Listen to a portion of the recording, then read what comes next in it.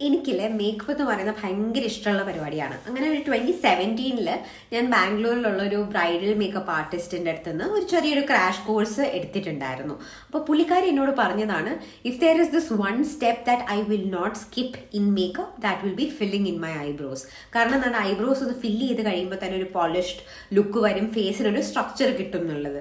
അപ്പോൾ അതിന് നിങ്ങൾക്ക് ഹെൽപ്പ് ചെയ്യുന്ന ഒരു പ്രോഡക്റ്റാണ് ഞാനിന്ന് കാണിച്ചു തരുന്നത്.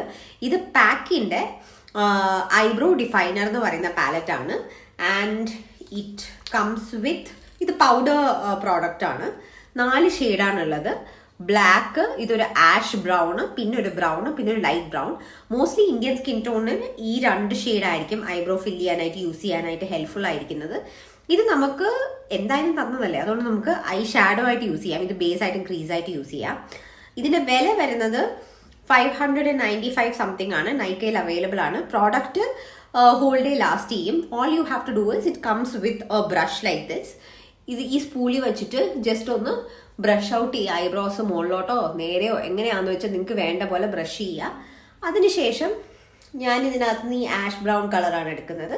ഇതെടുക്കുക and you just fill in your eyebrows. ഇത് ഫിൽ ഇൻ ചെയ്തതിന് ശേഷം ഈ ബ്രഷ് വെച്ചിട്ട് ജസ്റ്റ് ഇങ്ങനെ ഒന്ന് ആക്കി കഴിഞ്ഞാൽ it will become all natural.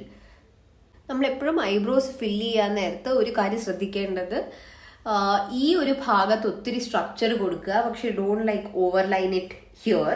അത് ഭയങ്കര അൺനാച്ചുറൽ ആയിട്ടുള്ള ഒരു ലുക്ക് തരും. ഇത് അഫോർഡബിൾ ആണോ എന്ന് ചോദിച്ചാൽ അത്രയ്ക്ക് അഫോർഡബിൾ അല്ല, പക്ഷേ if you buy it it last you for more than a year.